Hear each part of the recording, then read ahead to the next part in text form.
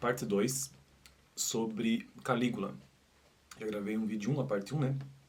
Sobre esse personagem bíblico, Calígula, que foi um imperador romano, mais ou menos 10 anos depois da morte de Cristo.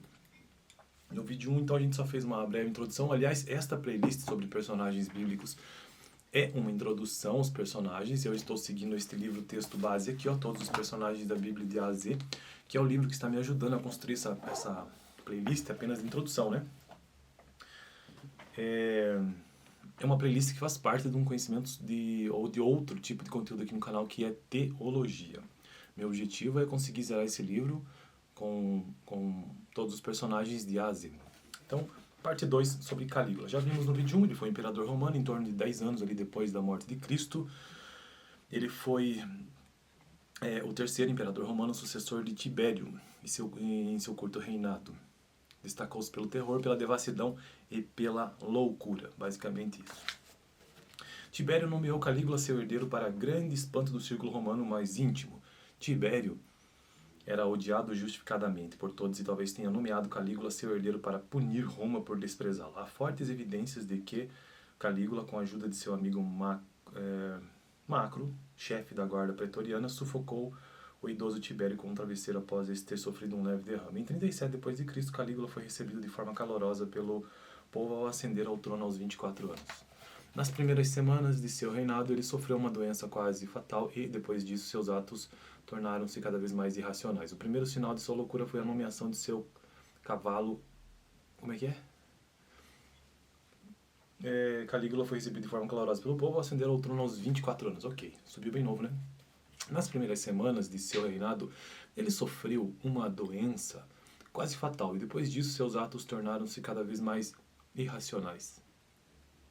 O primeiro sinal de sua loucura foi a nomeação de seu cavalo Incítatus como cônsul de Roma. Eu não acredito que ele nomeou um cavalo, velho. Cargo abaixo apenas ao de imperador.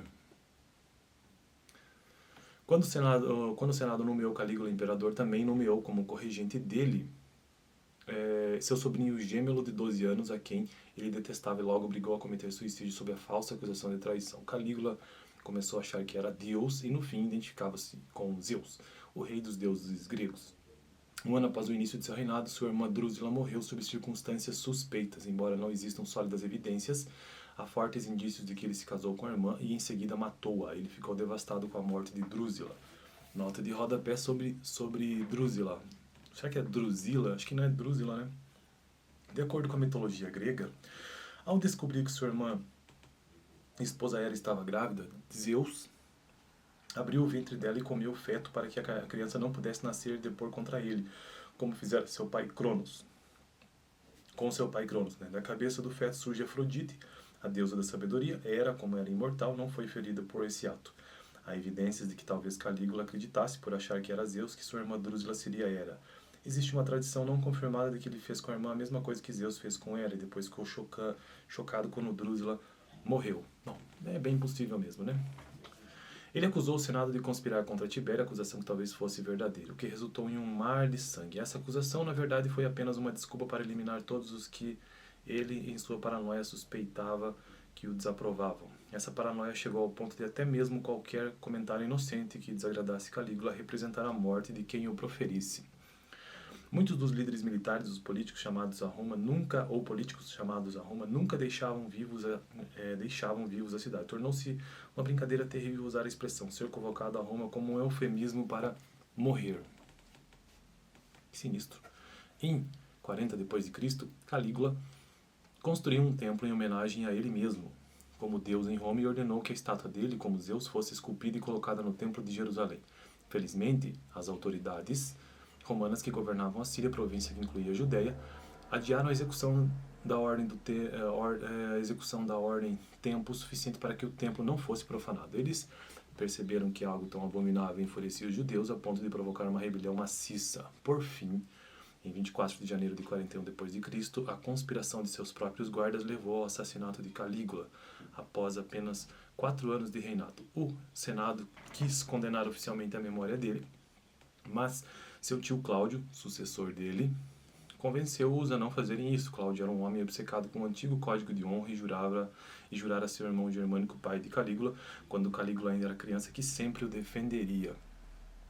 Calígula é lembrado entre os piores monstros da história. Olha só, tá aí ó, uma tag. Todavia os estudiosos até hoje se dividem entre os que consideram verdadeiramente cruel e os que consideram apenas louco. Pois é, então a gente acaba de descobrir que tem uma categoria aqui se uma pessoa ela é cruel ou se é apenas louco.